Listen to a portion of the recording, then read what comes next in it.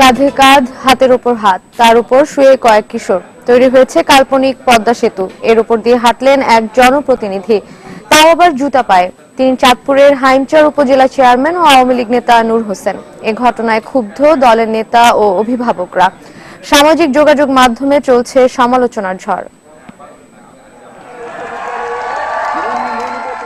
মুখে যুদ্ধ জয়ের হাসি, দুহাত প্রসারিত, যেন তিনি উঠছেন, তিনি আসছেন বীর দর্পে, কারণ তিনি পার হচ্ছেন স্বপ্নের পদ্মা সেতু। কিন্তু এই পদ্মা সেতুর পাটাতন ইট সুরকির নয়, স্কুলের কোমলমতি কিশোরের শরীর। তার উপর দিয়ে জুতা পায়ে হাঁটছেন তিনি।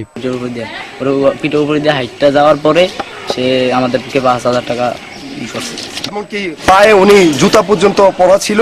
এটা আমরা ভালো চোখে দেখবো না। এটা শুধু আমি না, এটা হাইমচর উপজেলা জনগণের কেউ এখন পর্যন্ত ভালো চোখে দেখতেছে না। ঘটনাটি গেল সপ্তাহের হাইমচরের নীলকমল উচ্চ বিদ্যালয়ের এক অনুষ্ঠানে।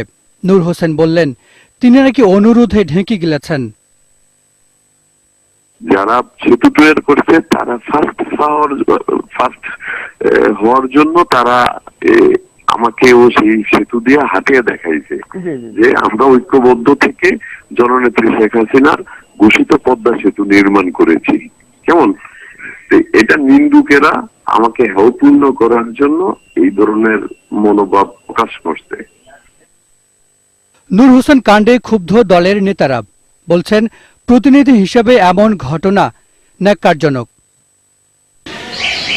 ছোট ছোট বাচ্চাদেরকে বই কমানোর জন্য নির্দেশ দিয়েছেন যে অনেক বই নিয়ে ছোট ছোট বাচ্চারা স্কুলে যাইতে পারছে না। বাচ্চাদের উপরে হেঁটে একজন জনপ্রতিনিধি যাবে, এটা একজন জনপ্রতিনিধির মানায় না।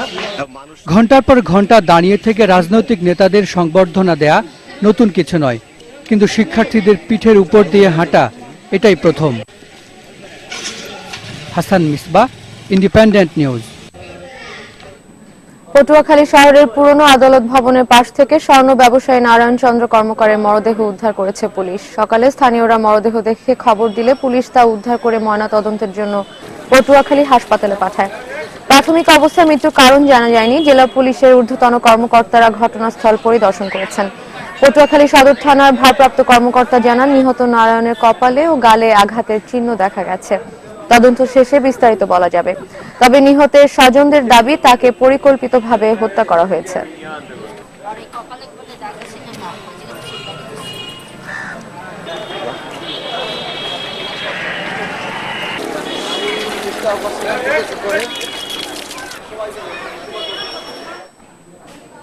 চাঁদপুরের ফরিদপুর উপজেলার কামতা বাজারে নতুন সেতু নির্মাণের কাজ ঝুলে রয়েছে 2 বছর ধরে। সেতু নির্মাণের জায়গা নিয়ে এলাকাবাসীর সঙ্গে স্থানীয় সরকার প্রকৌশল অধিদপ্তরের মতপার্থক্যের কারণে এই অচলাবস্থা। এলাকাবাসী বাজারের পাশ দিয়ে সেতু নির্মাণের দাবি জানালেও এলজিইডি বলছে পুরনো সেতুর স্থানেই হবে নতুন সেতু। কামতা বাজার সংলগ্ন খালের উপরের পুরনো সেতুটি এখন ঝুঁকিপূর্ণ। এই সেতুর উপর দিয়ে চাঁদপুরের ফরিদগঞ্জ ও হাজীগঞ্জ উপজেলা ছাড়াও পাশের লক্ষ্মীপুরের রায়পুর ও রামগঞ্জ উপজেলার বাসিন্দাদের যাতায়াত। জীর্ণ সেতুটি ভেঙে কামতা বাজার এলাকায় নতুন সেতু নির্মাণের সিদ্ধান্ত নেয় স্থানীয় সরকার প্রকৌশল অধিদপ্তর। সে অনুযায়ী 2015 সালের 11 নভেম্বর দরপত্র আহ্বান করা হয়। ব্যয় ধরা হয় 2,05 লাখ টাকা। কিন্তু সেতুর অবস্থান নিয়ে এলাকাবাসীর সঙ্গে প্রশাসনের মতপার্থক্য তৈরি হয় দরপত্র আহ্বানের পর আর কাজ এগোয়নি। এলাকাবাসীর দাবি, কামতা বাজারের উপর দিয়ে না করে বাজারের দক্ষিণ পাশে সেতুটি নির্মাণ করা হোক। যে আমরা ব্রিজ দক্ষিণ পাশে চাই, যেহেতু দক্ষিণ পাশে আমাদের খাট জমি আছে। পুরান জায়গা দিয়ে ব্রিজটা করে তাহলে আমাদের আসলে বাজারের এটা বিস্ফোরণ হয়ে দাঁড়াবে। আমরা এই বাজার ব্যবসায়ী সহ সবাই আমরা দক্ষিণ পাশে ব্রিজটা চাই। স্থানীয় জনপ্রতিনিধিরাও চান জনসাধারণের মতামতকে অগ্রাধিকার দেওয়া হোক। 4টা থানা নিয়ে এই রোডটা, ঠিক আছে, এই রোডে যখন গাড়ি চলবে তাহলে বাজারে কোনো একটা সিএনজি ও 2টা সিএনজি আপ ডাউন হয় না। কিন্তু স্থানীয় সরকার প্রকৌশল অধিদপ্তর পুরনো সেতুর স্থানেই নতুন সেতু নির্মাণের সিদ্ধান্ত নিয়েছে। সেতুর নকশা পরিবর্তনে যে দাবি উঠেছে তা মানা সম্ভব নয় বলে জানালেন এই কর্মকর্তা। অলরেডি ওখানে কাজের দেওয়া হয়েছে এবং ঠিকাদার কাজও শুরু করে দিয়েছে। আর সরকারের সিদ্ধান্ত যে পুরো যেখান থেকে অনুমোদন আছে সেখান থেকেই কাজটা বাস্তবায়ন হবে।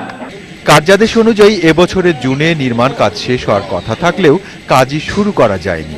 জটিলতা দূর করতে নতুন সেতুর নির্মাণ কাজ দ্রুত শুরু করা হোক, এটাই চান চাঁদপুর ও লক্ষ্মীপুরের 4 উপজেলার বাসিন্দা।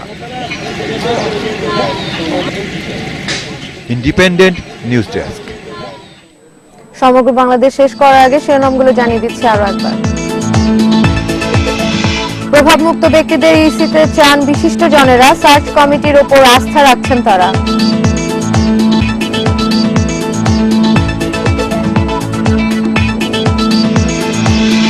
রংপুর ও মাগুরায় গোলাগুলিতে 3 জন নিহত, অস্ত্র গুলি উদ্ধার, পুলিশ বলছে ডাকাত।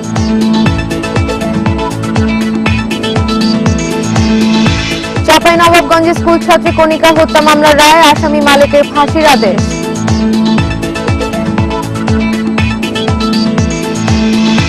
চাঁদপুরে শিক্ষার্থীদের উপর জুতা পায়ে হাঁটলেন উপজেলা চেয়ারম্যান, সমালোচনার ঝড়।